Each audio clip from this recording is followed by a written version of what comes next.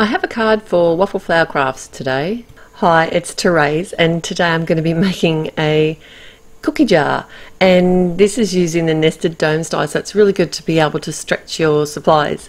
But first I'm going to start off by creating the elements for my card, and this is a new set called Little Bakers, and it's created by Flora Waycott, and I want to do some Copic colouring or some alcohol marker colouring today. And what I like to do at the moment is actually stamp out my images using my MISTI. Leave my stamps in place so that when I'm finished my colouring I can come back and re-stamp around the edges. I really like the finished look that it gives, and it sort of just makes the image pop that little bit more.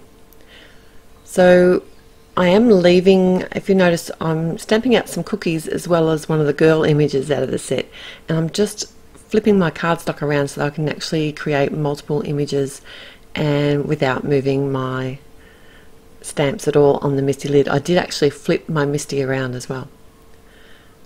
I have got the lids to the colours off to the side. I do like to start by colouring the face and the hair, because generally if I'm going to muck anything up, they're the two things that I don't like the look of it, because it can change the whole look of an image if you're not happy with these things. So I find if I colour them first and I'm happy with how they turn out, then I can actually colour the rest of the image and take it from there. The hair, I actually did a really light colour underneath. I thought I was going to do the hair lighter than I did.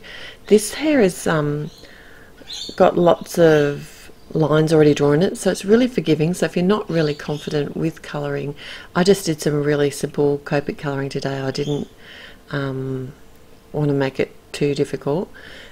And I tend to go back and forth between my darker and lighter colours until I'm happy with how it looks in the end.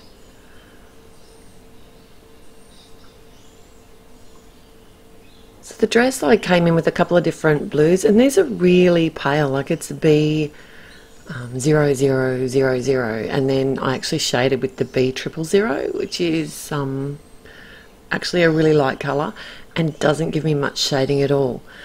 The apron, I just came in with a nice bright pink for the hearts, and I thought the bowl would look great, like, you know, one of those really old style bowls that you used to get, your grandmother had, or my grandmother had, those ceramic green bowls that had to be green.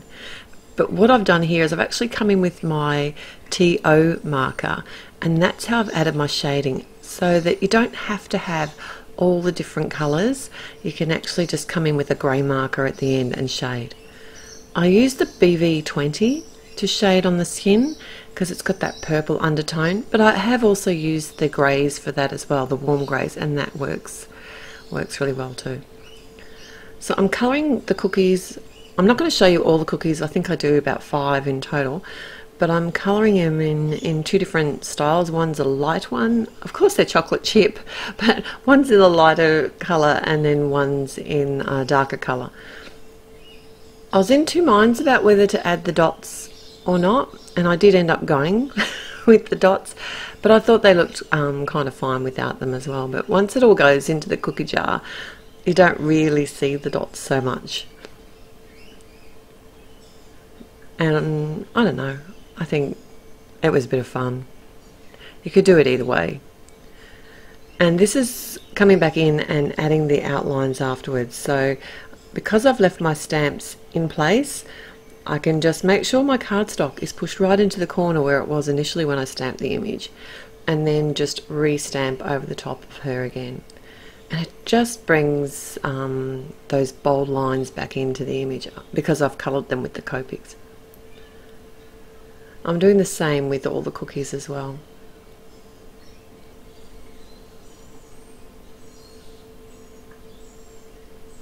I try not to bake because I just eat them, but I would like some, after seeing, I would like some chocolate chip cookies right now, especially the American style. You guys make the best chocolate chip cookies. Alright, focus. I have the matching dies here from the Little Bakers set, and that just makes life really easy, and I'm just going to run all these through my die cutting machine. I like to hold them in place with some, this is just some painter's tape, and I do keep the tape and keep reusing it. I find when you initially pull it off it can be a little bit too sticky, so by reusing it, it just takes some of the tack off the tape. So here's the A2 nested domes die, and I've grabbed one of the sort of middle size of the domes and just creating an acetate dome. And now for the base and the top of the cookie jar, I thought it'd be fun to have it in pink. And I've got the Happy Go Lucky ink, and I'm doing some tone on tone stamping, and I've got the layering wood grain stamp set. And I'm just stamping one layer of this on my pink cardstock, and then I can run, now there's two bases in this set, and that's the smaller base, which actually does have a wood grain sort of impression within it, and so does the little knob for the top of the cookie jar. But I wanted the added wood grain, you know, with the tone on tone stamping, so that's why I did that. I think it turned out really cool.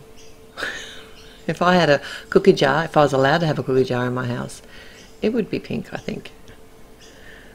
So I'm layering up my cookies, just using a dotted adhesive to do that, just until I get sort of the placement. Another thing you could do there is use that the press and seal, and you could actually push that on top, and then you know that all your elements are going to stay in the same spot, because I know I moved these around about 10 times before I actually finally stuck them down together. Alright, I'm adding the pink base of the cookie jar just with some dotted adhesive to the acetate dome, and I'm going to do the same for the lid of the cookie, or you know, the knob of the cookie jar. And I think that pink looks really cool, especially in pink. I've got some score tape because I know this has got a really strong hold, and I've just hidden that behind the base of the cookie jar, and then that's how I'm actually going to, you know, hold my little elements together. So just kind of lining them up to make them look like they're on the inside of that. And I just want to press it really firmly, just to make sure that it doesn't all come apart. The sentiment I'm going to use today, it's from the same set, but I wanted to pop it in a little speech bubble. So it's from the monochrome stamp set, and I've stamped it in some new fishing pond, and then I can just add the sentiment in black over the top. Now there is a matching set of dies now for this set, but I don't own them. I think I might need to invest. But I just simply decided to fussy cut it out and left that small white border, so it's the same as the cookies and as the girl from the Little Bakers set. And when I'm fussy cutting, I like to hold my scissors forward and rotate my paper around. I also like to sort of look ahead at where I'm going to cut as opposed to where I'm cutting, and I find that I get a neater edge that way. So everything on my card today, I'm going to pop it all up. I'm using some, I've got some foam dots, and on the cookie jar itself I've just added one layer of foam.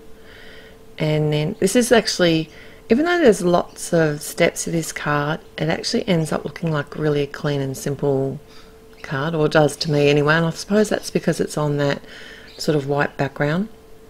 So for the girl image, what I've had to do here, I wanted her to be sitting a bit higher than the cookie jar, so I've added a couple of layers of foam where it's touching on the cardstock beside the cookie jar, and then just one layer of foam dots behind the actual sentiment.